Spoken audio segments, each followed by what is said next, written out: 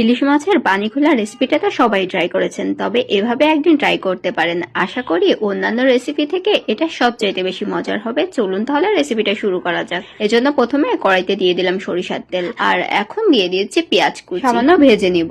পেঁয়াজটা যখন নরম হয়ে আসবে এই পর্যায়ে দিয়ে দিলাম সামান্য কালো জিরে ফোড়ন। একটু ভেজে নিয়ে দিয়ে দেব কাঁচামরিচ আর পেঁয়াজ বাটা। সামান্য কাঁচামরিচ আর পেঁয়াজ বাটা দিয়ে ভালো করে এটা মিশিয়ে নেব।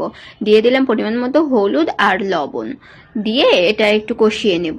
আর সামান্য পানি অ্যাড করে দিলাম মশলাটা কষানোর জন্য। ভালো করে কষানো হয়ে গেলে যখন তেল ছেড়ে দিবে এই পর্যায়ে আমি ঝোলের পানি অ্যাড করে দিলাম। এখানে আমি 2 কাপ মতন ঝোলের পানি দিয়েছি। দিয়ে একটু বলক উঠলে মাছগুলো দিয়ে দিচ্ছি। সবগুলো মাছ দেওয়া হয়ে গেলে উপর থেকে 2-3টা কাঁচামরিচ দিয়ে এটা ঢাকা দিয়ে রান্না করে নিতে হবে। আর এই রান্নাটা হতে কিন্তু বেশি সময়ের দরকার হয় না, কেননা ইলিশ মাছ রান্না হতে বেশি সময়ের দরকার হয় না। ব্যাস, রান্নাটা আমার হয়ে গেছে। এই পর্যায়ে আমি নামিয়ে নেব। আলহামদুলিল্লাহ, ইলিশের পানি খোলা রেসিপিটা আসলেই খুব মজার হয়েছিল। আপনারাও চাইলে একদিন এভাবে ট্রাই করতে পারেন, আশা করি ভালো লাগবে।